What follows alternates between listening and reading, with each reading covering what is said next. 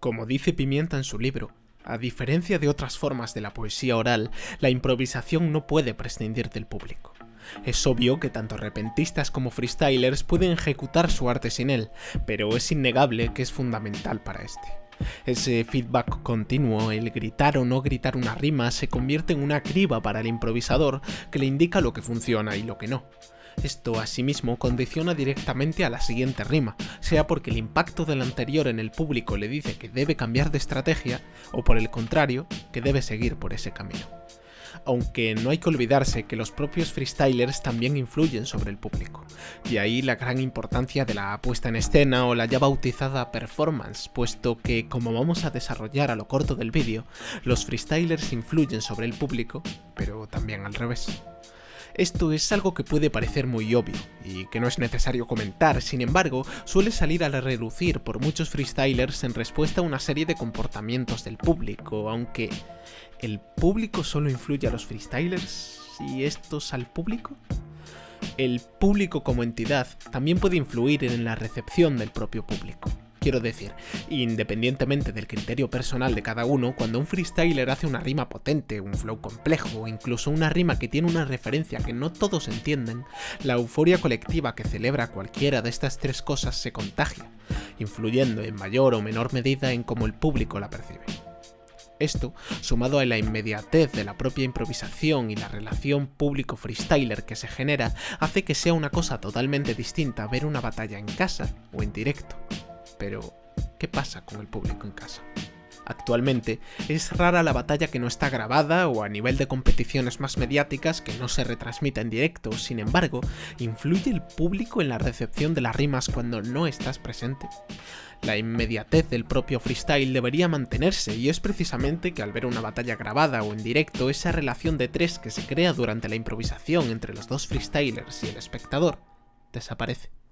El público pasa a ser otro factor más que observas. El cómo reaccionan y lo que gritan te influye, pero la diferencia es que muchas veces se ejerce como una especie de valoración crítica sobre ellos, puesto que tú no estás dentro.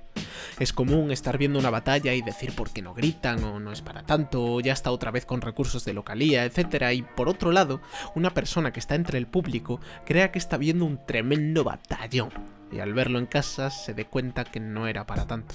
Precisamente, cosas como la localía son factores que pueden llegar a cambiar batallas, tanto porque las energías del MC local sean distintas como por la parte del apoyo del público. Sin embargo, no siempre se apoya más al local. Actualmente es frecuente que el público tenga preferencia por la victoria de uno o en otros casos por la derrota de otro, independientemente de cómo se vaya a desarrollar o desarrolle la batalla. El propio hype por el papel de uno de los freestylers le puede favorecer haciendo que se griten más sus rimas, aunque en contrapunto el síndrome de querer ver caer al héroe le puede jugar en contra. Este equipismo, que ha venido de la mano de la popularización del propio freestyle, está cada vez más presente en un público que desprecia y trata de carnaza al desconocido, y a la vez, a la mínima que planta cara al favorito, piden la cabeza de los jueces cuando éste no pasa de ronda. Entiendo que a una persona le guste más o menos un freestyler que otro y por lo tanto lo apoye más. Lo que no me resulta comprensible es que se deje de apoyar o no se griten las rimas de un freestyler, por buenas que sean, porque se está enfrentando contra tu gallo favorito o el que juega en casa. Como dije al principio, la recepción que tenga una rima influye directamente en el estado anímico del freestyler y en cómo será la siguiente barra. Por lo tanto, en el momento en el que se para una batalla y no se deja al freestyler continuar, además de romper el ritmo de esta, se perjudica al contrincante, no dándole margen de respuesta. Aunque, por otro lado, hay costumbres del público que perjudican al mismo y por otra parte dan opción de beneficiar al freestyler. El caso más exagerado es el que se hace cuando un freestyler empieza a hacer doble tempo, y esto puede provocar dos cosas. Primero, que el propio público no se entere ni de la mitad, cosa que el doble tempo ya no pone fácil, y segundo, que el freestyler no se preocupe demasiado por llenar sus barras de coherencia, pues es probable que nadie le consiga entender de todas formas. Esta segunda opción pasa mucho cuando una rima es muy celebrada.